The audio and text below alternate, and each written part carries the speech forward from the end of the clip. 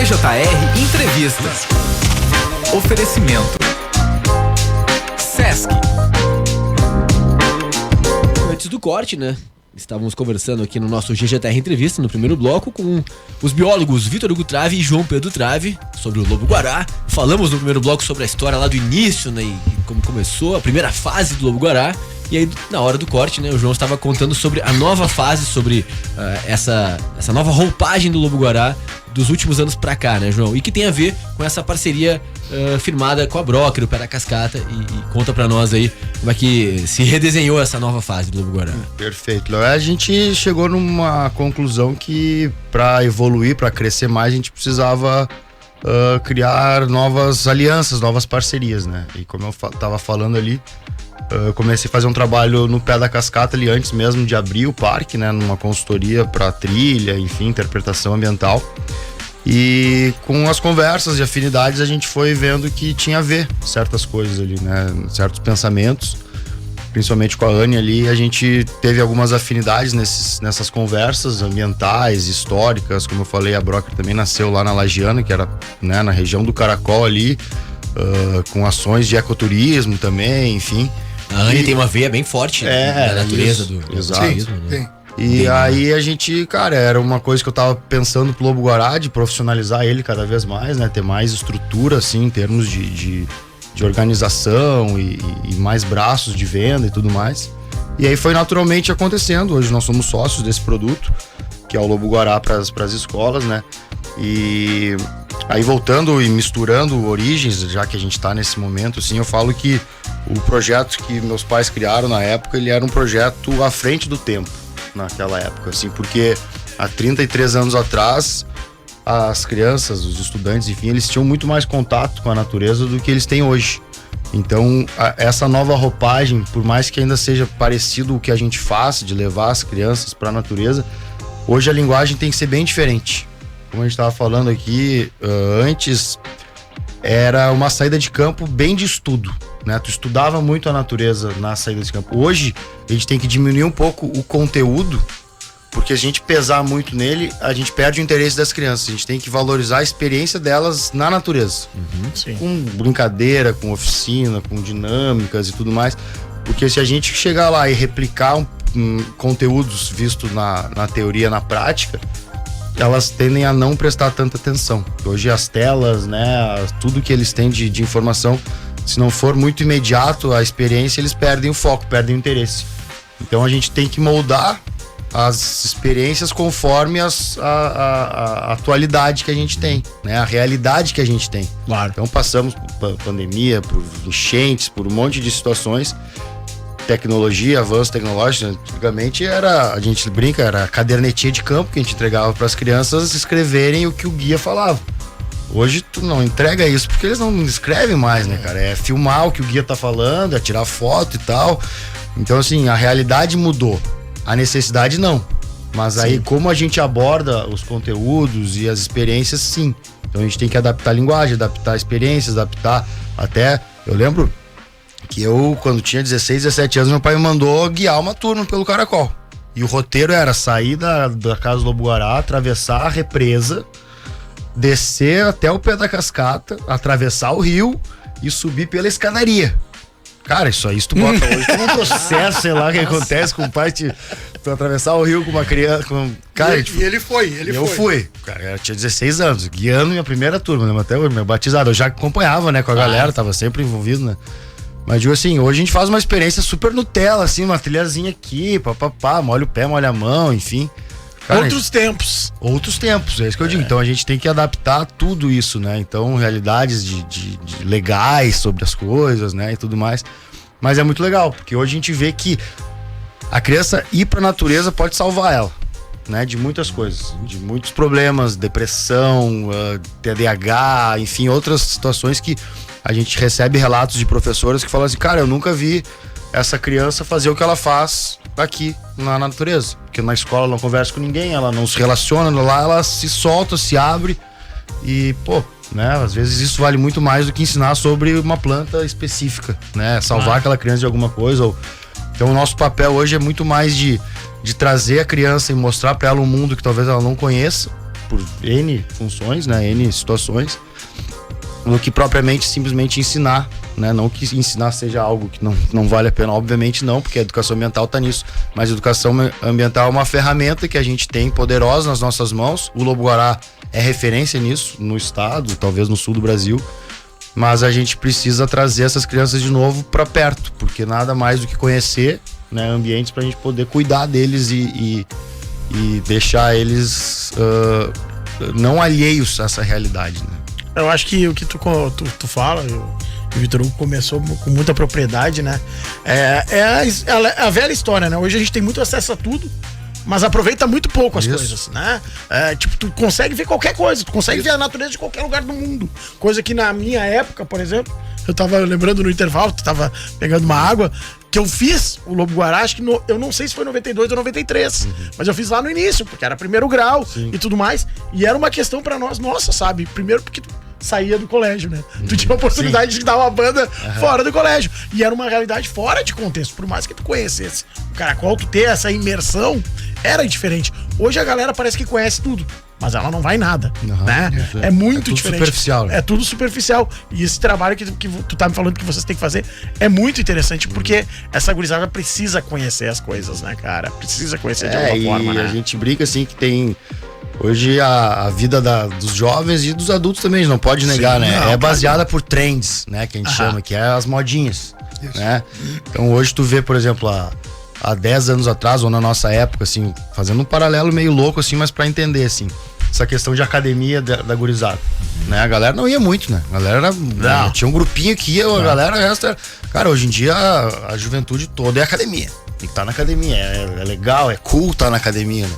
Então a gente precisa trazer o cool, estar também na natureza, né? Tá conectado, tá mas lá. Mas é que aí também, né? Porque traz vantagens, né? Inúmeras, né? Te complementando aí também, por exemplo, a gente na nossa geração não ia tanto na academia, porque a gente tinha um monte de campinho pra chutar bola. Isso, não, era exatamente. A gente tinha um monte de campinho pra chutar bola, a gente caminhava. E quantas academias tinha na nossa época? Tinha 3, 4, e ao mesmo tempo era a história aquela da minha mãe, pode ir pro César jogar bola, tem que voltar antes de escurecer. Isso aí. Só que de vez em quando eu já chegava tipo pensando na cadeira elétrica, porque eu chegava depois de escurecer. E aí o bicho pegava, né? Eu já volta, já era triste, né? Mas a gente tinha essa opção, e hoje a juventude, até por questões de segurança, porque na nossa época atravessar uma rua não era uma dificuldade, né? Uma questão com nós, com 9, 10 anos de idade, andava por tudo aí.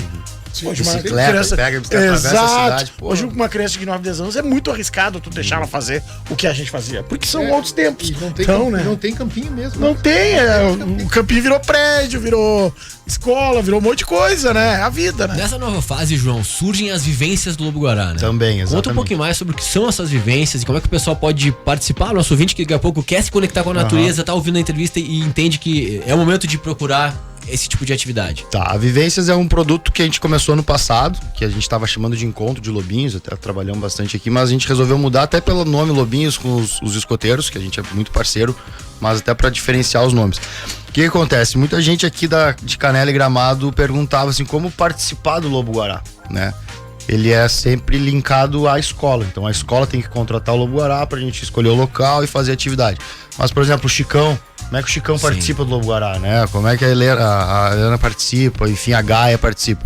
Então a gente tá criando vivências, momentos que são desvinculados com a escola, que alguns vai ser, que nem a gente teve no Dia das Mães, mães e filhos. A gente vai ter em agosto agora o pais e filhos, vai ter o Dia das Crianças que vai ser só as crianças. Então a gente está criando uma agenda, que nesse ano a gente está começando ela bem espaçada, de a cada 2, 3 meses, algum evento. Pro ano que vem a gente entrar com mais datas. Então a Vivências é um dos novos produtos do Lobo-Guará, né? Principalmente para a comunidade local aqui, Canela, Gramado, enfim, poder participar e ter essas experiências do Lobo-Guará conosco. Um outro produto que a gente criou, uma outra empresa que a gente criou, de fato, que agora dia 5 vai completar o primeiro ano de vida, é a ONG Lobo-Guará, que era também um desejo meu, que como o Lobo-Guará ele é feito para as escolas principalmente, ele tem um custo agregado, principalmente para a escola que vem de fora. É transporte, alimentação, é o ingresso do parque, é o nosso serviço, enfim, tem um custo que escolas públicas não teriam condições, ou não tem sempre condições de pagar, teriam que ter apoio, enfim, incentivo. Então a gente criou a ONG justamente porque a educação ambiental a gente não pode, né, elitizar ela, então a ideia, inclusive, do nosso primeiro projeto que está protocolado no Condema aqui em Canela, Educação Ambiental para Todos. É um projeto bem legal que eu não posso, né, ainda porque ele está nos detalhes finais ali, até podemos voltar aqui junto com a Secretaria de Educação e de Meio Ambiente para anunciar esse projeto, que está em vias finais de aprovação ali. Mas é um canal que a gente criou para facilitar que escolas públicas possam ter as mesmas oportunidades que as escolas particulares têm há bastante tempo. Esse é só um dos vieses da ONG, tem outros tantos no nosso estatuto que a gente pode trabalhar, mas a ONG é um produto desses que a gente tem muita fé que vai alavancar o Lobo-Guará e talvez no futuro vire só uma coisa só, né? Que a gente consiga, através de vários incentivos, enfim, proporcionar isso para todo mundo sem precisar passar por trâmites de contratação. E por último, é o último produto que a gente vai inaugurar agora sexta-feira, lá na Escola Ninho, é o Lobo-Guará vai até a escola, que a gente está chamando de Fórum Lobo-Guará, trabalhando nas ODS, que é os Objetivos do Desenvolvimento Sustentável, feito pela ONU, a gente se aproximar um pouco mais das escolas indo até elas. Então vai ter o primeiro Fórum Lobo-Guará agora, que a gente vai trabalhar com uma equipe multidisciplinar, é biólogo, é turismólogo, é arquiteto, enfim, a gente sempre vai criar um comitê para trabalhar dentro das escolas, trazer assuntos das ODS e também numa dinâmica chamada Café Mundial, os alunos vão ser participantes também e protagonistas desse momento. É um turno mais ou menos que a gente fica com a escola, levando conhecimento e trazendo também a visão deles para algumas problemáticas ambientais. Que espetáculo, né? E hoje não tem lá, mano. E daí não é um produto novo, mas são ações que a gente está fazendo da Semana do Meio Ambiente, que a gente está chamando das Blitz Lobo-Guará. A gente está indo em 4 escolas, 2 em Canela, 2 em Gramado, começa hoje. Essa semana, então. Essa semana. Amanhã, não, hoje, né? Hoje a gente vai na Copec, na Dante Bertolucci, uma escola pública e uma particular. E amanhã em Gramado a gente vai no Senec e na Presidente Vargas, se eu não me engano. Nossa. Então vai ser uma oficina, uma gincana de reciclagem, de resíduos e tal. A gente vai doar um negócio para as escolas, que é surpresa ainda. Opa! Então é mais uma ação de Semana do Meio Ambiente mesmo. Não é um produto novo. Que legal, né? Aí toda uma evolução, né, Vitor Hugo? Eu queria te pedir agora pra até pra gente já ir fechando, 8h37, nos ilustrar, assim, o que tu enxerga do Lobo-Guará, do que foi, do que tu fez e do que é hoje, dessa sequência eu fico assim emocionado até em ver o meu filho falando dessas novidades que são atualizações, né, para os tempos que nós estamos vivendo. E eu vejo assim, então, do meu tempo, quando nós começamos lá quando tu fez o teu curso, a diferença que tem para hoje. Então, a passagem do bastão pro João Pedro, a cabeça dele, permitiu então abrir esse leque que eu não teria condição de fazer, porque eu sou de uma outra época, não que eu não tenha valor ou nada disso, é que são épocas diferentes. A cabeça do João Pedro é uma cabeça da atualidade, a minha cabeça é uma cabeça que está só agora observando as coisas e vendo que espetáculo essa evolução que está havendo, né, do projeto, e isso me faz enxergar para frente assim muito e me deixar muito feliz de ver que tá crescendo muito, muito rápido, inclusive, né? Essa parte, eu acho que os próximos 30 anos, né, João, vão ser espetaculares para poder trazer essa geração, ou as gerações vindouras aí, para que elas pisem na grama de novo, né? Isso. Para que elas se espinhem. Bela expressão, né? Para que elas se espinhem de novo em algum, né? Pisar numa roseta, né? Nas rosetas, bem vagalume, né? E enfim. Vê sapo quando chega a chuva, né? Porque a gente não vê mais, né? Não vê mais sapo, né?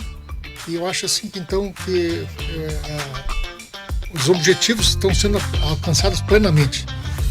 O Lobo-Guará chegou numa encruzilhada, uma época que quase se perdeu, né? Por motivos diversos. E agora ele está dando esse impulso gigantesco, que eu considero, com todas essas frentes novas que o João Pedro citou agora, né, que são brilhantes. Eu acho que é por aí mesmo. Eu acho que sou o mais faceiro de todos. É uma bela evolução do que tu criaste, né, Vitor Hugo? Na verdade, ambos inovaram. Vitor Hugo lá atrás, agora o que tu fizeste, o que vocês fizeram no início, foi uma questão muito à frente do tempo, que está se mantendo agora e perpetuando. Está sendo feito agora, com o João Pedro. Isso aqui está muito moderno, muito, muito atual, assim, muito. Então eu parabenizo o meu filho. E eu agradeço ao meu pai. E cada um no seu tempo, e ainda bem que o bastão foi passado e foi aceito, né? O bastão tá seguindo. Vamos ver a Gaia daqui. É, Vou trazer aqui, a Gaia ó. que se prepare. Ó, os relatos Se aqui dos organize. nossos ouvintes. Ó. Parabenizo ao professor Vitor Hugo Trave, baita cara.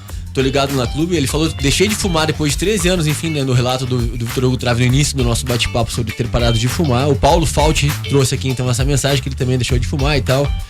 E parabenizou o professor Vitor Hugo Trave, baita cara. Paulo Fernando Fauti também. O nosso amigo o Edson mandou aqui também: parabéns à família Trave pelo trabalho e sua dedicação ao meio ambiente e à sociedade. Quantas crianças, quantos jovens que tiveram suas vidas transformadas, enxergando a natureza com outros olhos, através das Fernando experiências. Marques também aqui agradecendo a entrevista, que tá muito legal mesmo, né? E eu queria finalizar, né? Eu sei que a gente já tem que ir, porque tem mais entrevista depois, Sim. só com o professor Vitor Hugo, porque eu sei que em breve vai ter novidade nas redes aí. Eu quero saber. Só um spoiler, não precisa falar, mas vai ter novidade na rede, né? Vai ter novidades. Estamos trabalhando num projeto novo aí e vai ficar no ar a coisa. Mas um projeto bem legal, um projeto que vai envolver a clube, vai envolver a natureza, evidentemente, Que legal. Principalmente a natureza de Canela. Tá? Então eu só vou dar o spoiler assim, do nome do projeto: A Bela Canela. Bela Canela. O Vitor Hugo Trave E fica assim. que é cheio de projetos e expedições, né? Ele tem os seus projetos, os seus livros também, né? Espetaculares livros e publicações do Vitor Hugo Trave, que de certa forma só puderam também existir porque a passagem do bastão ocorreu, né? Ele conseguiu entregar o Lobo Guará Justamente, nas mãos do João e a coisa aconteceu. Parabéns para a dupla, aquele abraço e até a próxima. Volta sempre quando quiser trazer novidades, novos livros e tudo mais, novas vivências também, né, João? Aham, com certeza. Estão em casa aí. Aquele abraço, a gente vai pro rápido intervalo, né, Cabelo? Na sequência, voltamos com mais um bloco do GGTR Entrevista. Até a próxima, Vitor Hugo Trave, João Pedro. Obrigado. Valeu, Um abraço. obrigado. Valeu, aquele abraço, foi muito legal. Show, Regional. Muito bom. Clube 885. Muito mais. Muito mais que rádio. Na farmácia Líder Associadas Canela, a sua saúde, o seu